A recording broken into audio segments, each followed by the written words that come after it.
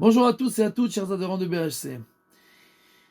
Moshe supplie à Kadosh Baruch Hu de rentrer en Eretz Israël. C'est le début de la paracha de la semaine. Et les commentateurs nous disent que Moshe a prié 515 prières comme la valeur numérique de Vaet Hanan. Il a supplié en valeur numérique 515. Et Dieu lui dit après les 515 prières, ça suffit. Arrête, ne prie plus sur ce sujet-là.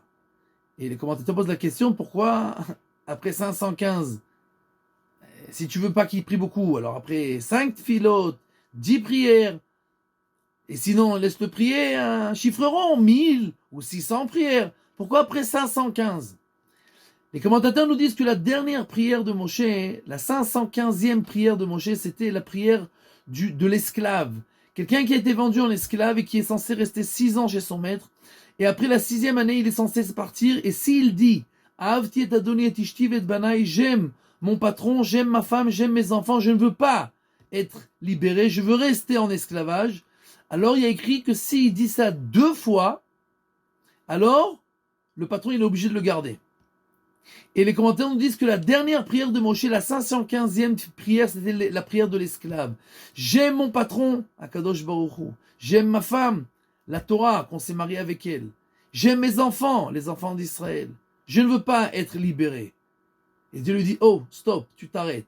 Altosef deber elai od badavar hazeh. Ne prie plus cette chose-là, cette même prière-là, cette dernière prière que tu as dit. Puisque si tu redis encore une fois cette prière, alors va avadole olam, je suis obligé de te garder. Je suis obligé de te garder en tant qu'esclave et il servira pour l'éternité.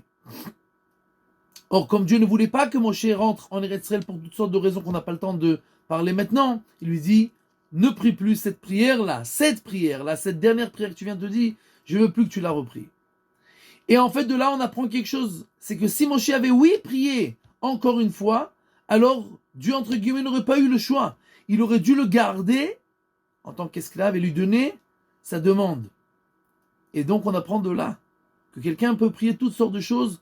On n'est pas obligé d'accepter ta prière tout le temps. Il y a une chose que dans le ciel, on acceptera tout le temps. Si tu demandes d'être l'esclave, le serviteur divin d'Akadosh Baruch Hu, cela, tout le temps, l'homme peut le recevoir.